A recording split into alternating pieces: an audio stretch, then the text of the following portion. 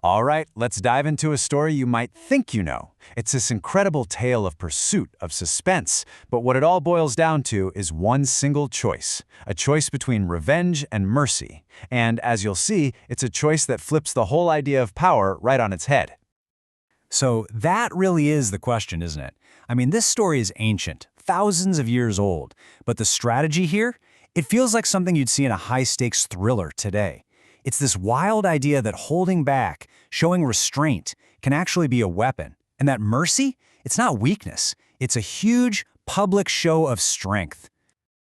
Okay, so let's set the scene. Our story kicks off with a full-blown obsession. You've got King Saul of Israel, and he is just eaten up with jealousy and paranoia. And who's his target? A single fugitive, the young hero David. We're talking about the king himself leading a massive hunt out into the wilderness. And get this, look at the numbers we're talking about here. 3,000.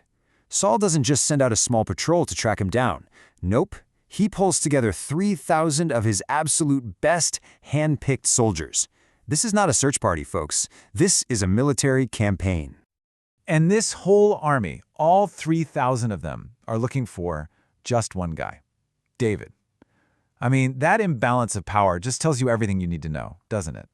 The entire force of a kingdom is bearing down on this one person. And David, he gets how completely ridiculous this is. He's not some rival king marching with an army. He basically says it himself, right? He calls himself a flea, a partridge, just this tiny thing being hunted with this insane, overwhelming force. But then, things take a turn. The script completely flips. David decides to stop running. He's going on the offensive, but probably not in the way you're thinking.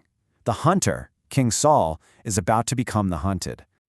And what he does next is just incredibly gutsy. He and his companion, Abishai, don't just watch from some safe hilltop. No. Under the cover of darkness, they sneak right into the middle of Saul's camp. They're slipping past thousands of sleeping soldiers, getting closer and closer to the king himself. And then they find him, King Saul, the guy with the 3,000-man army, just fast asleep. He is completely vulnerable. And his spear, the very symbol of his royal power, is just stuck in the ground right by his head. The tables haven't just turned, they've been thrown across the room. So, this is it, the pivot point of the whole story. David literally holds Saul's life in his hands. He has to make a choice right then and there. And that choice? It carries the weight of the entire kingdom. And David's companion, Abishai, he sees this as a no-brainer. He's like, this is a sign from God. He's delivered your enemy right to you. Just let me pin him to the ground with one shot from his own spear. I mean, his advice is pragmatic, it's direct, it's deadly. Just end it. End the war. It seems like the only logical move. So here you have it. Two totally different paths. On one hand, you've got the logical path, Abishai's path. End the war now. Seize the opportunity. Eliminate the threat. It makes perfect sense. But then there's this other way, David's path, the principled path. He's thinking, wait a minute, this isn't just my enemy, this is the Lord's anointed. He believes it's not his place to harm the divinely chosen king, that he has to trust in some kind of higher justice to sort this out. And that's his decision. He tells Abishai, don't destroy him. Who can lay a hand on the Lord's anointed and be guiltless? So he chooses principle over pure opportunity. He refuses to kill the very man who wants him dead, all because of this core belief he holds. But hold on, this isn't just about not doing something. David's move is way smarter than that. He pivots from simply sparing Saul's life to pulling off this brilliant, strategic play. He knows walking away quietly changes nothing. He's got to prove his point and do it in a big way. And you can really see his mind at work here in this four-step plan. First, obviously, he doesn't kill Saul. But second, and this is key, he grabs the evidence, Saul's spear and his water jug. Third, he gets out of there, retreating to a safe distance. And finally, step 4, he gets ready to start the confrontation. But this time, it's on his terms. And here's the crazy part.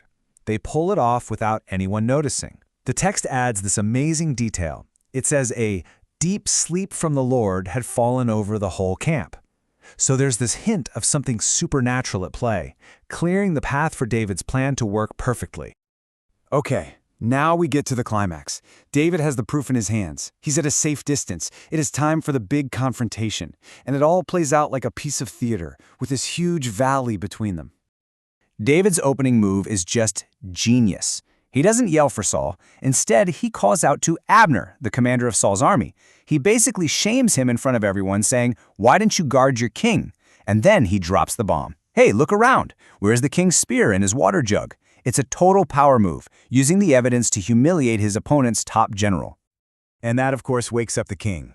Saul hears that voice, he knows who it is, and for the first time, the two of them, the hunter and the hunted, speak directly to each other, shouting across this vast, empty space.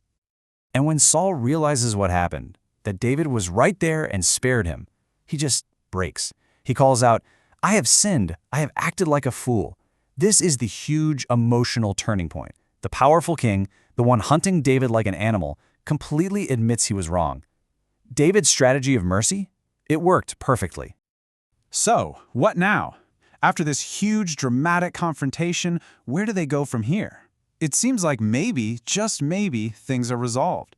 But the truce they come to feels, well, let's just say it feels a little shaky. So, what's the outcome? David gives back the spear, making his point one last time that he won't harm the Lord's anointed. And Saul, in this wild moment of clarity, actually blesses David. He tells him he's going to do great things in triumph. And then, that's it. David goes his way, and Saul goes home. So, let's think about this. David showed incredible power, both moral and strategic. Saul even admitted he was a fool. But as they literally walk off in opposite directions, you really have to wonder, was anything truly resolved here? Or was this just hitting the pause button on a conflict that was bound to explode sooner or later? And that question right there is what makes this story so powerful even today.